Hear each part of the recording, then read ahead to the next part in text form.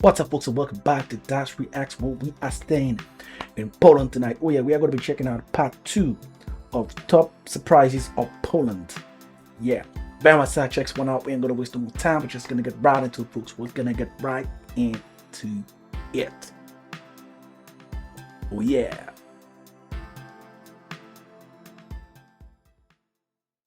Today we are filming part 2 of big surprises about Poland. In the first episode, I did the first 3, and in today's episode, we're going to do 4, 5, and 6. So let's get started. Number 4, frowns and complaining. I'm sure you're already very well aware that Polish people don't smile too much and like to complain, particularly the older generation. This is old news, but the fact is it's true, and it can be shockingly unpleasant at first. It caught me off guard, and it does take some getting used to. All I will say is that in my experience, it has very little to do with a Pole's true feelings. I've approached many frowning people only to see them quickly light up the minute they see me say hello. The face and the mood just don't seem to match up, so it's hard to accurately kind of judge people this way. On the flip side, Poles who see a person being too happy or smiling too much, walking down the sidewalk, like me, may perceive a person as being potentially dishonest or even downright fake. Definitely. Some may even say that this is a potentially crazy person to stay aware of, so kind of stay away from that crazy person. I smile all the time, and I admit my smile also doesn't reflect my true feelings inside, so where is the perfect ideal? I'll say one more thing on this. A Polish person asked me one time, Russell, why do you smile though? Are you really happy? Is that why you're smiling so much? I said, no, it's just kind of the way. In America, you have to make everything look good, you know. Life is beautiful. We're having success constantly. And he said, well, in Poland, we don't really have the pressure to do that. We're kind of freer, I guess. We can behave and appear how we really want to. Yes, the West people are so fake, and it's so accustomed to just pretend like everything is okay. You ask someone, how are you doing? I'm doing okay. And they're going for so much things at the moment, and you would never know. They're just not being open. They're not being honest. I understand maybe you don't want to tell strangers how you feel, but you never know where you could get aid from. Doesn't mean financial aid, but someone could tell you something, and it, kind of helps you, kind of gives you some information, kind of make you even feel better about the situation, look at it a different way. So without, honesty is the best policy. If you're honest, you never know what could come out of it. But if you always pretending to be something you're not, who's gonna know if you're actually going for something? So you're more doing yourself a disservice more than anything else, I would say. I love the Poles for that. They are straightforward, and I won't have a problem with how people perceive that they're unfriendly. It's not like that from what I've heard, and I can understand how people from the West will view it that way, and it'll make them uncomfortable when they go to somewhere like Poland. So after years of living in Poland, I appreciate that. That's a good thing. Number 5, long winters in Poland. Back in 1999, I came to Poland on a warm, sunny day, kind of like today, just as autumn was arriving. I was really shocked to see how quickly the seasons change and how cold it got here. Poland has the kind of cold that is a wet cold. It cuts you to the bone, and the winters are long. They might not always be so snowy, but they are long, cold days. In most of my years here, I've witnessed cold temperatures from the end of October to the end of April. If you do the math, that's 6 months of wearing jackets and bundling up. But on the bright side, if you love winter sports like we do, there's great skiing in the Polish mountains, and I love ice skating. I didn't really love it back home going to the ice rinks in Houston, but there are ice rinks everywhere here in most cities. What's more, indoor water parks. Poland is building more and more indoor water parks, and we're not talking about one simple, boring swimming pool. We're talking about, kind of warm pools, cold pools, water slides, all kinds of fun things to do in those water parks. So there are more and more options for those long winters. And there's more good news.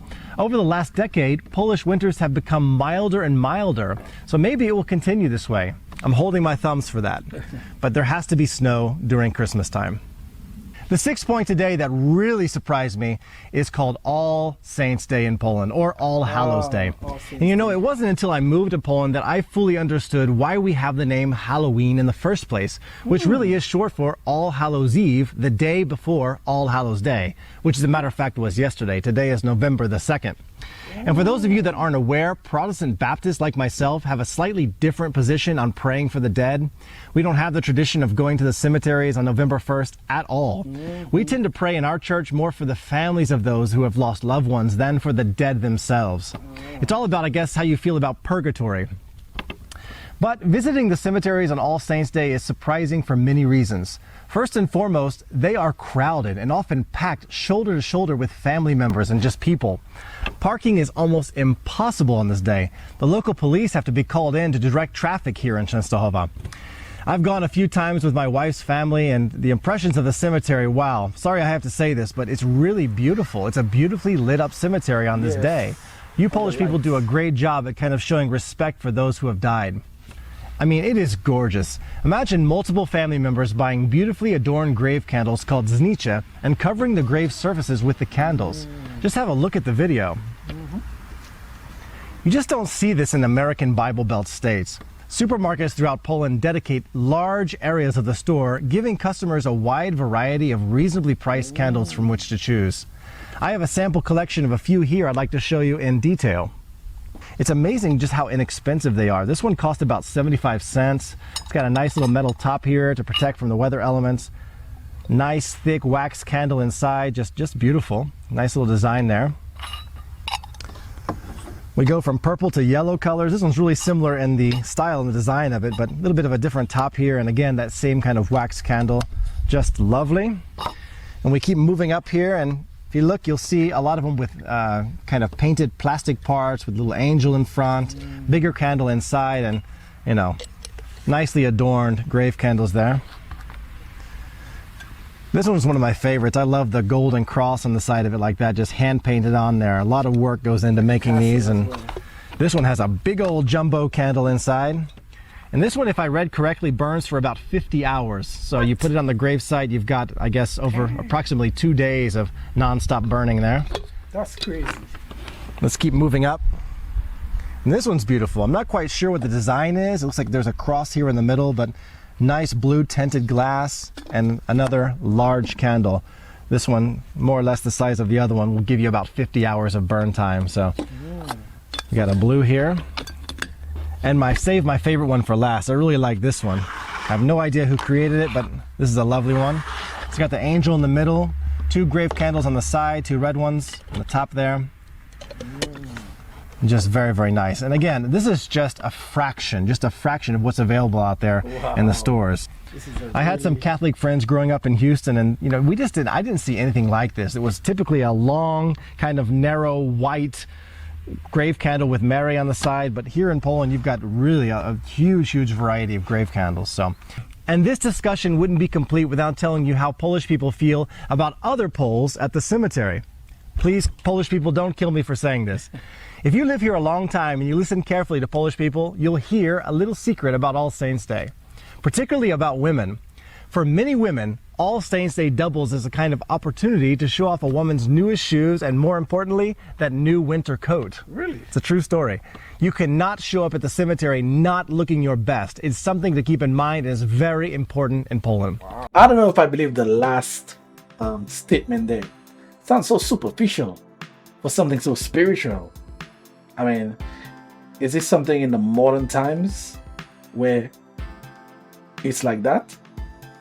Or was it always like that? But it just doesn't, the two just don't mix. Spiritual, superficial. I mean, like, it's kind of weird.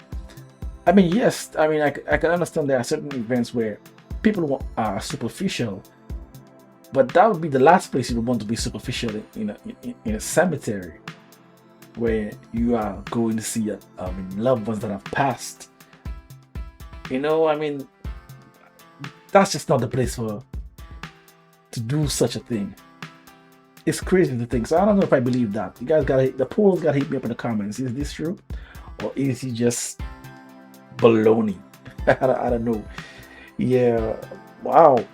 Part 2 was very interesting, and I've watched a video on All Saints Day, and it's beautiful. All the different candles lit up. It's amazing. We don't have that in our culture. We have a culture where we have Christianity as its dominant religion, but we don't have what you call going to visit the graves and all that stuff. Yeah, people kind of do it on their own. Sometimes they want to visit a relative that have passed, maybe clean the grave and all that sort of things. Maybe have like a picnic or something, but it's not something that's embedded in the religion per se.